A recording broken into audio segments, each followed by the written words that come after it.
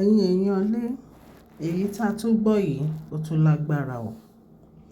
Wọ́n ní àǹtí, bí a ṣe gbọ́ o, wọ́n ní àwọn fámílì àǹtí wa church, wọ́n ní wọ́n warn àǹtí wa church against àwọn àǹtí wa R àti M o.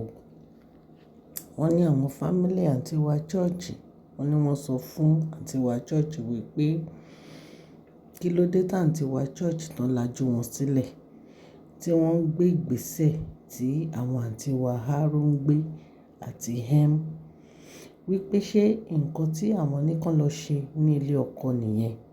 Allegedly bá ṣe gbọ́ nìyẹn o. Ṣé ẹ mọ̀ pé àǹtí wa church ó lọ sí Royal Mansion, ó lọ bá Queen Naomi wípé kábíyèsí voice note wọn ó wà lọ́wọ́ òun nítorí pé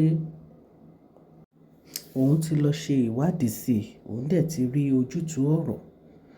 Wípé ṣé ọ̀rọ̀ kábíyèsí ni Queen Naomi ń gbọ́ yẹn àbí kì í ṣe ọ̀rọ̀ kábíyèsí tán fi ní Queen Naomi walk out, tán fi lé jáde kúrò nínú Royal Mansion, tí wọ́n ní àwọn mọrú ìwà tí gbogbo wọn ní, wípé wọ́n fẹ́ kí àwọn àti kábíyèsí jà ní.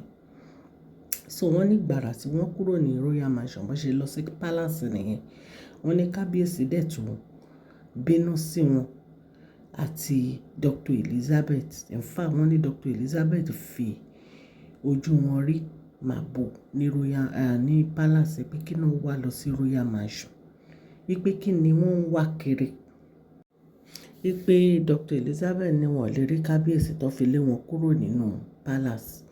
So wọ́n ní àwọn family wọn bínú sí wọn wípé kò yẹ kí wọ́n lọ sí Royal Mansion. Wípé kí ni tiwọn pẹ̀lú wípé kábíyèsí wọ́n ń gbé rúmọ̀ kiri. Wípé kí ló dé tí wọ́n máa ń gbé ẹrù ẹlẹ́rù, tí wọ́n máa ń gbé sórí, tí wọ́n máa fa tiwọn lọ́wọ́. Wọ́n ní inú àwọn family wọn sí wọn. Wọ́n ní pé àwọn ti warn wọn against àǹtí wa R àti M. Àǹtí wa R àti M pé kí ló kàn wọ́n pẹ̀lú ọ̀rọ̀ ẹni tí wọ́n ń gbé rúmọ̀ kiri pé kábíyèsí fẹ́.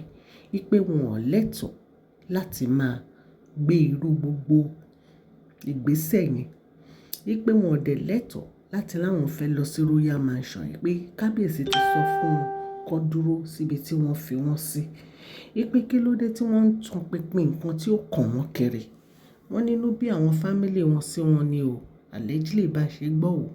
Wípé wọ́n ní tí ojú wọn bá dẹ̀ wá rí nǹkan tí wọn ò fẹ́, wípé kan fara mọ́, wípé kí wọ́n má wá pe àwọn, wípé káwọn wá bá wọn bẹ àwọn kábíyèsí o, pé torí àwọn ń sọ fún wọn ní ìsìn wọn ò gbọ́. Wọ́n nítorí tó bá yá tọ́rọ̀ yẹn bá dà lé wọn lórí, ìsìn ni wọ́n máa bá wọn, pé káwọn bá wọn bẹ àwọn, káwọn bá wọn bẹ kábíyèsí pé àwọn ò fẹ́ gbọ́ nǹkan kan. Wípé torí ibi tí ẹlẹ́mọ̀ọ́ṣẹ́ wọn ní kán ṣọ́ ní ìsìn wọn ò ṣọ́, ọ̀tọ̀ níbi tí wọ́n ń ṣọ́. Wípé ṣọ́ dẹ̀ mọ̀ pé kábíyèsí ìbínú wọn ò dáa. Wípé nǹkan tó bá mú kábíyèsí fi bínú pé ẹni yẹn gan ti tẹ́ ni. Wípé kí náà ń wá kiri. Kí náà ń wá kiri tó fi lọ sí ọ̀dọ̀ Queen Naomi ní Royal Mansion. Wípé nǹkan tí ó kàn wọ́n ni wọ́n ń dá. Wípé nǹkan tí ó kàn wọ́n náà dojú bọ̀. Ẹ̀yin èèyàn lé, ẹ jẹ́ kí ẹ̀yin olólùfẹ́ mi ní ilé lóko àti lẹ́yìn òde wípé ẹ káàbọ̀ sí Mashola Gist TV. Mashola Gist TV ń kí yín. Mashola Gist TV ń kí yín. Adúpẹ́, adúpẹ́, atọ́pẹ́dá. Mashola Gist TV ń kí yín. Mashola Gist TV ń kí yín o. Ó ní ẹ ṣé o lọ́wọ́ ọkùnrin, lọ́wọ́ obìnrin, lọ́wọ́ ọmọdé, lọ́wọ́ àgbà. Lórí gbogbo bẹ́ẹ̀ ṣe ń comment, send like, tẹ̀ share. Adúpẹ́, adúpẹ́ ní ọwọ́ gbogbo yín. Mashola Gist TV ń kí yín. Ẹ̀yin olólùfẹ́ wa, ẹ káàbọ̀ sí Mashola Gist TV. Ṣé àlàáfíà ni ẹwà gbogbo lè ń kọ́? Orúkọ mi ni Mashola kò yí padà. A máa ń sọ̀rọ̀ nípa celebrity gist, royal gist, politics àti gbogbo nǹkan tó ń ṣẹlẹ̀ ní agbègbè orílẹ̀-èdè bàbá wa ní ilẹ̀ Nàìjíríà. A ń sọ̀rọ̀ nípa celebrity gist, royal gist, politics àti gbogbo nǹkan tó ń ṣẹlẹ̀ ní orílẹ̀-èdè wa. Ẹ̀yin èèyàn lè tẹ́ bá ti subscribe, ẹ tẹ notification bell kẹ́ ẹ subscribe so that a bá ti post any gist ẹ máa rí. A ń sọ Yorùbá lórí channel yìí nítorí pé a fẹ́ gbàgbé àṣà, àti èdè wa. Ẹ̀yin èèyàn lé à ń ṣe advert lọ́lọ́pọ̀ òjọ̀kan lórí channel yẹn, kàn sí wa ní Mashola Gist TV. Ọlọ́run Elédùmarè á bá mi gbọ́wọ́ yín sókè o. Ọlọ́run Elédùmarè á bá mi ràn gbogbo yín lọ́wọ́. Òkè òkè ni ọlá yín á máa lọ, ọlá yín ò ní lọ ìsàlẹ̀ láíláí.